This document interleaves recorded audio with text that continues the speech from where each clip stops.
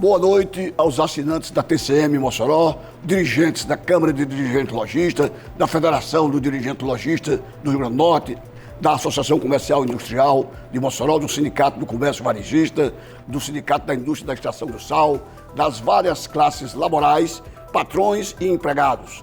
Meus amigos e as minhas amigas, esse é o Radar Econômico do dia 8 de fevereiro. Santo do dia, São Jerônimo Emiliano, o pai dos órfãos.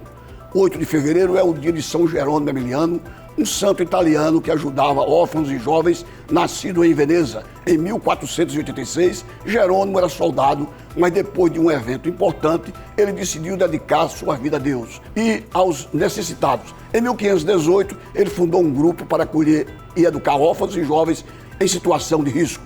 O grupo se espalhou pela Europa, ajudando muitos jovens. São Jerônimo Emiliano morreu em 8 de fevereiro de 1537 e foi canonizado em 1767.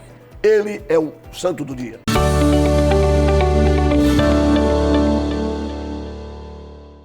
A crise da Boeing ganha novo capítulo com a pressão de trabalhadores por aumento de 40% do fabricante de aviões americana, enfrenta a pressão do sindicato dos Estados Unidos para rever um acordo que limitou os reajustes salariais e o pagamento de pensões há 10 anos.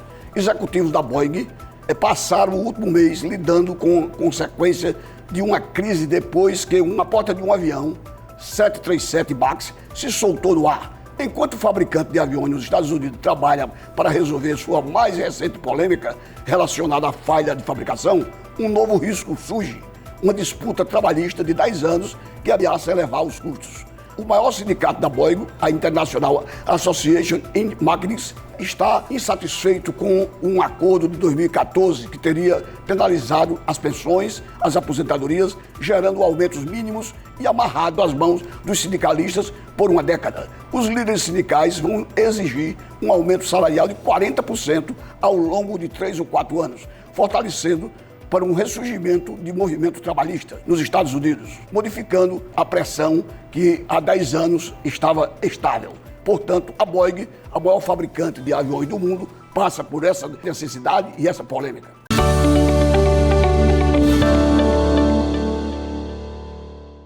As vendas dos shoppings do ano 2023 batem recorde, mas ficam abaixo do previsto. Quem diz é Abrace.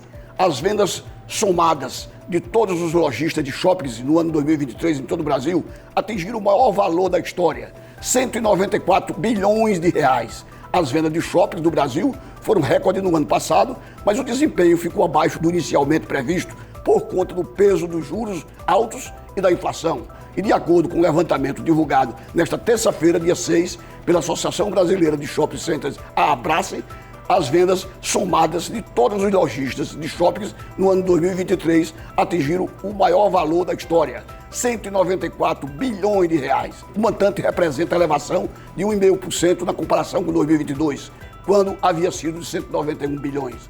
O faturamento do setor em 2023 também superou em 1% a performance de 2019, que foi o último ano antes da pandemia, que havia marcado 192 bilhões de reais. Portanto, os shopping centers, os lojistas estão alojados nos shoppings, veem suas vendas crescer nos vários segmentos e nos vários setores de atendimento, confecções, perfumaria, informática, seja ela qual seja a atividade.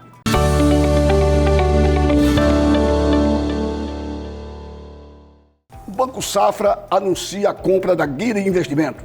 Com a operação, o Banco Safra acelera a presença em segmentos que buscava desenvolver do zero, como o Safra Invest. Valor de negócio não foi informado, mas o Banco Safra, um banco tradicional do Brasil, da família Safra, acaba de anunciar a aquisição do Guide Investimentos, plataforma com cerca de 20 bilhões de custódia. O valor da transação que não foi informado, mas o movimento do banco acelera a presença num segmento que buscava desenvolver de zero com o Safra, valendo-se do modelo de distribuição das assessorias de investimento, os antigos agentes autônomos. Liderado pela XP e pelo BTG Pactual, o Safra reforça sua presença nos segmentos de escritórios de assessoria e investimento, onde a Guide era a quarta maior operação do mercado, enquanto o Safra Invest ocupa a terceira posição. Agora, o Safra passa a liderar esse ranking nacional.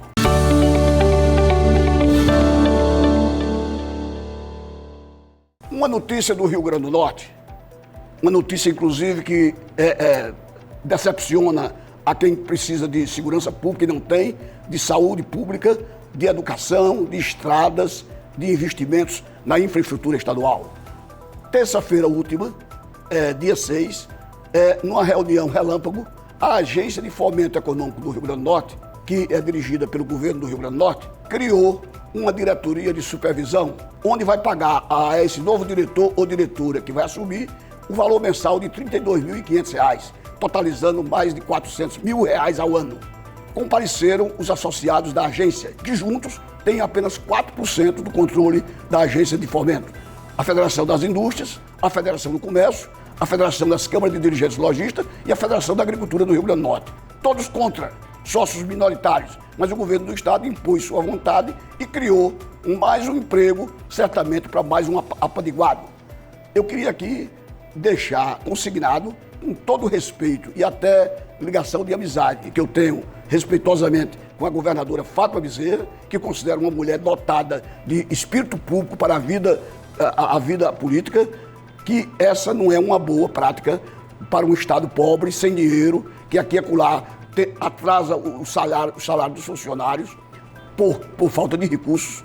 Não é uma boa prática, num ano eleitoral, se criar mais um emprego numa agência que pouco produz em termos de desenvolvimento econômico e do Rio Grande do Norte.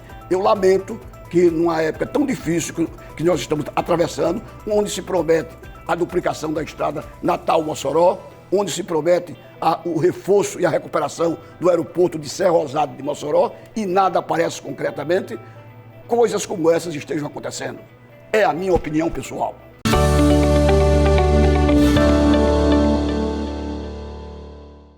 Após balanços do último trimestre de 2023, os papéis do Bradesco registraram forte queda. Ontem, pelo menos, caíram 16% as ações do Bradesco, ontem, quarta-feira.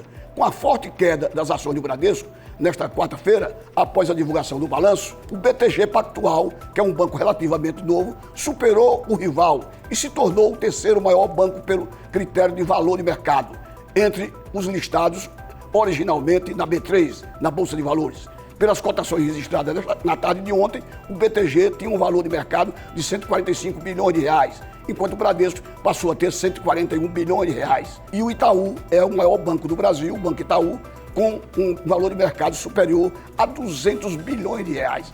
As ações do Bradesco derreteram e faz com que os resultados desçam a níveis de lucratividade bem abaixo do esperado. O banco anunciou uma ampla reforma administrativa para dar lugar a uma estrutura que já estava superada, permitindo um melhor acesso do cliente ao antigo Banco Brasileiro de Desconto, que transformou-se em Bradesco, fundado por Amador Aguiar, no interior de São Paulo, e que já foi o maior banco privado do Brasil.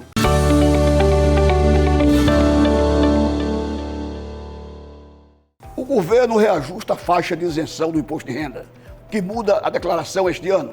Você há de perguntar. A base da tabela subiu para R$ 2.824 e já está em vigor. O governo federal aumentou novamente a primeira faixa da tabela progressiva do imposto de renda, que subiu dos atuais R$ 2.640 para R$ 2.824, o dobro do salário mínimo em vigor em 2024, que é de R$ 1.412. A medida já vale para fevereiro deste ano, porém não impacta a declaração que será entregue à Receita Federal em 2024. Segundo especialistas, a declaração do imposto de renda sempre é referente aos rendimentos tributáveis ou não, obtidos no ano anterior ao da entrega. Portanto, se é aplicável a partir deste mês, não muda a regra, como afirmou Daniele Bibo, sócia-diretora da área de impostos do Infomoney. Abre aspas, ela disse, a alteração da faixa de isenção do imposto de renda pessoa física foi implementada por meio da medida provisória número 1206/2024, que produz efeitos a partir de fevereiro de 2024.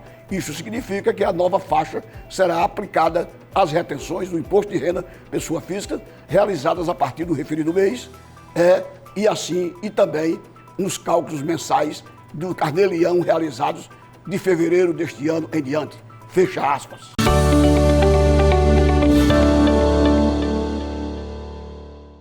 E continua a queda de braço entre o governo federal, o Poder Executivo e o Congresso Nacional. O presidente da Câmara, Arthur Lira, está em litígio com o governo Lula e reclama do tratamento que os deputados e senadores estão sofrendo para liberar emendas parlamentares. É o dinheiro que os deputados e senadores colocam no orçamento com fim impositivo, no sentido de beneficiar os seus estados, as suas cidades. E o governo tem retido essa liberação. Ontem, já ao final da noite, o presidente Lula ficou certo de liberar, antes do carnaval, portanto até amanhã, sexta-feira, 2 bilhões de reais de emendas que vão solver a estados e principalmente os municípios das várias regiões do Brasil.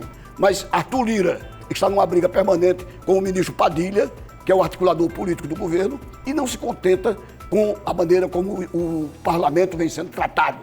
Este ano, o Congresso Nacional reabriu seus trabalhos, pós-carnaval começa a funcionar a pleno vapor e o governo federal, o Poder Executivo, deverá ter graves problemas de aprovação das suas medidas no Congresso. Deputados e senadores, até mesmo ligados ao PT, Partido dos Trabalhadores, estão insatisfeitos como são tratados as suas reivindicações, as suas postulações em favor de estados e dos municípios das respectivas bancadas. E isso daí tem dado um ruído muito grande em toda a atividade de interlocução entre executivo e parlamento. Pode aguardar que vem novidades. O governo deverá melhorar o tratamento com o Congresso e que seja de uma maneira cidadã, clara, objetiva, com fins legais e legítimos, de honestidade, e não no toma lá da cá, por cargos e por empregos novos para pessoas que queiram satisfazer as suas vaidades pessoais ou nutrir o seu orçamento doméstico. Pelo menos isso deverá acontecer caso o governo não mude a sua postura perante o Congresso Nacional. Já o Poder Judiciário está a trato de algumas decisões do ministro Dias Toffoli, que isentou o pagamento de multas bilionárias de algumas empresas arroladas na Operação Lava Jato. E o ministro Dias Toffoli, do Supremo Tribunal Federal, agora mandou cancelar ou mandou tornar sem efeito essas multas. Lá no Judiciário, o clima internamente também não é dos melhores, já que muitos ministros estão discordando dessa posição de Dias Toffoli. Vamos aguardar. Boa noite e até quinta-feira, 20 horas e 15 minutos, na TCM, que é a televisão da família bolsonaroense e de todo o Rio Grande do Norte, com um novo programa.